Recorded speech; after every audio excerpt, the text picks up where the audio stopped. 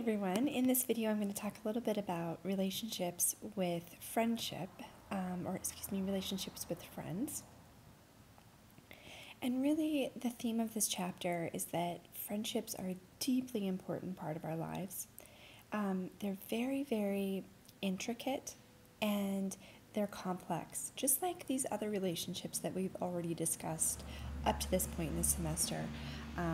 Friendships are characterized by much more than just the kind of glossy appearances that we see on mass media representations of, best friends or things like that. Friendships are very, very complex, and a lot of things need to be navigated. Betrayal, geographic separation, romance, even. These are things that really add layers of challenge to friendship relationships. But if you can work through these challenges, like I said, friendships are really, really an important part of our lives. So the nature of friendship, it's obviously voluntary. It's driven by shared interests a lot of times. And it can be characterized actually by relatively volatile, even though we do tend to have similar interests. These relationships can sort of be, like I said, more complex and a little bit more volatile than we would think about. They're also characterized by shared liking and self-disclosure. So just like, the layers of the onion and the social penetration theory, right, where we sort of give up little bits of ourselves through self-disclosure, that's the process through which friendships are created, and that process of self-disclosure is one of the things that characterizes them to begin with. So there's two sort of different friendship focuses, or functions. So a communal friendship focuses on sharing time and activities together. This is typically what we think of when we think about friends. But then there's also agentic friendships that help each other where they are friendships where you can help each other reach specific goals. So if you have people like work friends or even school friends, that you maybe get together to study with or things like that, but that there's kind of a separation between that and your sort of everyday life. Those are maybe more agentic friends. Friendships across the lifespan. Children really are more, they use family much more for support. But when you start getting into sort of right around 11th grade, that's when children are going to start really looking towards their peers, and specifically same-sex friendships for much more support. Middle adulthood, romantic partners and children once again sort of become the primary support group. But then once you get later in life, friendships are again going to sort of come back to be much more important. Gender and socioeconomic status, race, all of these things also impact sexual orientation. Those also impact sort of how your friendships look and how they're communicated. And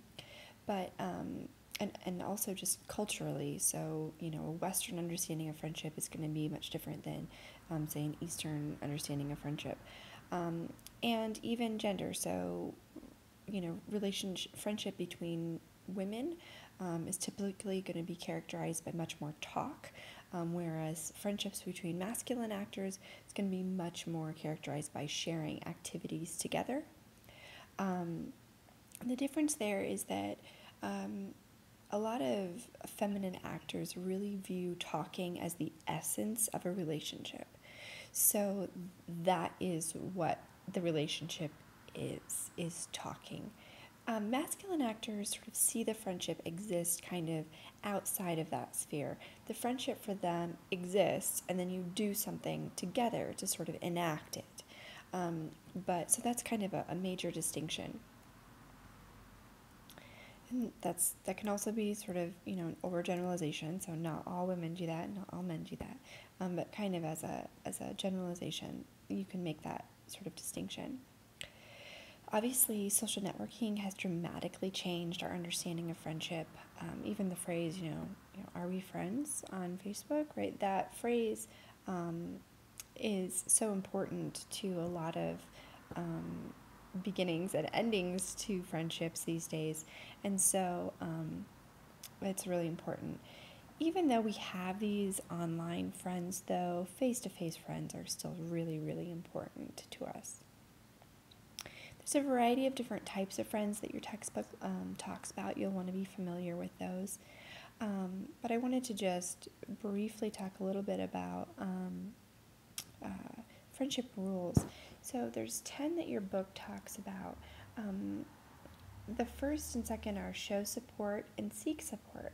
So friendship really fundamentally is about support. And if you don't seek it or you don't show it, those are some deadly sort of indications that maybe your friendship is failing. You also want to respect privacy and keep people's confidences. Those are really respecting sort of, when we look at those tensions inherent in all relationships, romantic relationships, or family relationships, really that protect versus openness is an important one to remember, even in friendship relationships. You want to seek support, you want to show support, but you also want to respect people's privacy, and also sort of keep people's confidences, so that there isn't, betrayal involved in your friendship. You also want to defend your friends. That's a really important one. People want to feel like that you have their back, and however that sort of manifests in your specific relationship. You want to avoid public criticism is a really important one. If you ever have a friend who sort of publicly teases you, that can either be a good thing, but it has to be done in a pretty positive way for it to work, or a funny way for it to work. Public criticism is one that you really want to avoid. You want to make your friends happy, and you want to avoid being jealous of them. So you want to help them succeed, and you really want to minimize as much competition as you can with them. Share and humor, right? That's a really big one and that can be more important or less important depending on the type of friendship that you have. But humor always is an important one to have. You got to laugh together. And then maintain equity. And this is a really big one. If you don't feel like the relationship is equitable in terms of the power, who gets to decide where you go to lunch versus, who gets to decide when we get together. If one person's always busy and the other person is constantly trying to get a hold of them or something, that can indicate that there's an unequal balance in power, and that maybe you're lacking equity. So those are 10 things to sort of keep in mind, and you can think about those in your own relationships and kind of reflect on how you think that you're doing in each of those 10 sort of rules of friendship. Maintenance strategies for maintaining friendships: share activities together, and share parts of yourself. If you're not willing to open up, it's very, very difficult to have a real friendship with another human being. So open up and do stuff together. It's really that simple. There's all kinds of challenges that friendships go through: betrayal, like I said, geographical separation, as well as romance can be a particularly challenging one. But if you navigate those, you can make your friendship even stronger than it was before.